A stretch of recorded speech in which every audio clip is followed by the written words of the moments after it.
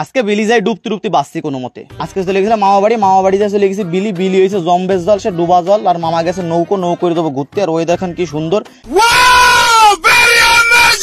এরা আবার একটু ঘুরতে চলো, সেই জন্য নৌকোখানে আমাকে দিয়ে গেল। আর চ্যাং মাছের বাচ্চা ধরে নিছে কোন থেকে জানে, নৌকোয় জল উঠে গেছিল, ওই জন্য হাত দিয়ে শেষতে না পারে শেষকালে চটি দিয়ে ছাতা শুরু হলো।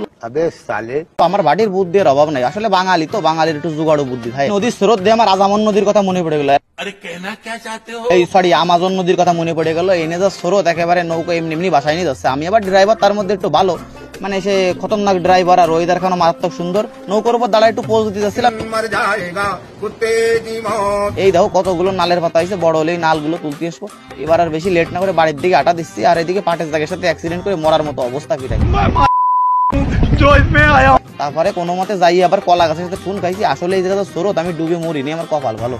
আমি আবার ড্রাইভার, সে খতরনাক ড্রাইভার। তারপরে শেষকালে না পেরে কুলদে যাচ্ছি। এবার কোনো মতে বাইসে চলে আইছি। শেষকালে যাই আবার দেই নৌকো ঘুরি, আমার ওইমো চলে যাই। এবার কোনো মতে জীবন খান বাসায় নিয়ে বাড়ির দিকে যাচ্ছিলাম। ফ্যান ম্যান ভিজে আবার একাকার অবস্থা। আর এদিকে আমার পাকা মিস জ্বালায় আমার চোট গেছে ছুটি হাতের দিয়ে। তারপর চটি দিয়ে হাত দিয়ে পাউ দিয়ে কেল্লাই কোনো মতে বাসের ধারে গেছি। এদিকে আবার ভয় রয়েছে ডুবিয়ে গেলি একেবারে এনে ডুবিয়ে মরবানি। সাঁতার যেহেতু কাটতে পারি তাও কোয়া যায় না, পাট খোসা তাহলে চুবনি তো কান খাবানি। এবার বাস খান পাই এক খোসা দিতে আমি ধুয়ে গেছি লোকের ধান খেতের মধ্যে। এই মালিক যদি দেখে গেটি পাড়ায় ধরবেন আমার এই নিয়ে আসিয়া। সঠিক বলেছেন, আপনার বুদ্ধি ভালো। আর আমার মামা বাড়ির লোকজনের অভাব নাই, তো ওই জন্য নৌকোখান ডুবো হইতেছে, কেউ দেখতে না পারে।